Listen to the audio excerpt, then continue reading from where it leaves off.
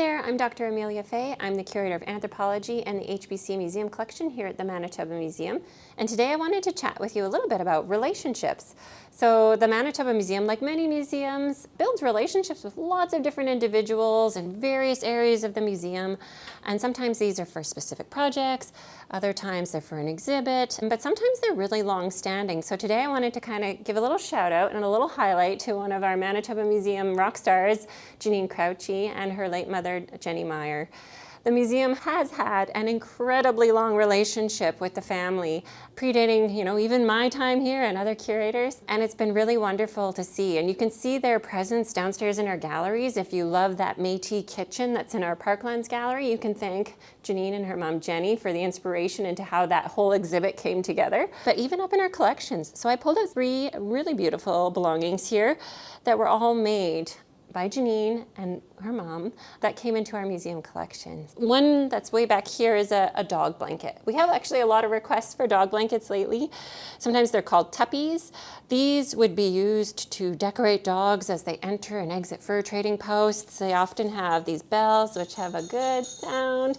So this one is pretty special because it was Jenny Meyer who did the beadwork, and then later Jennine Krauchi put it together into the dog blanket. So it's a beautiful mother-daughter combo and an excellent example of these tuppies that we have here in the collection. So we get a lot of artists and makers studying Jennine and Jenny's work in order to make their own dog blankets today. 2 other pieces that are out in front, further in front, are ones that actually former curator Dr. Catherine Pettipaw, who was also very close friends with Jennine and her mom Jenny, had asked Jennine to pick 2 things that she might want to put into the museum collection. So these were things that, Catherine really wanted Jennine to think about, like, what would you like to leave as kind of a legacy in the collection? And so these were 2 hand-selected items. So this jacket was actually one that Jennine had made for herself originally.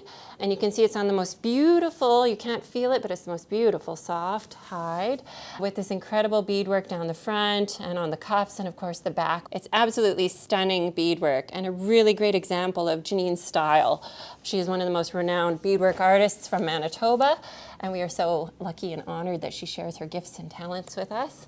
So this jacket was one she had selected, but then she also selected this beautiful pair of moccasins, and these are inspired by Gwich'in moccasins. They're pointed toe, split toe moccasins, and she did all the beadwork.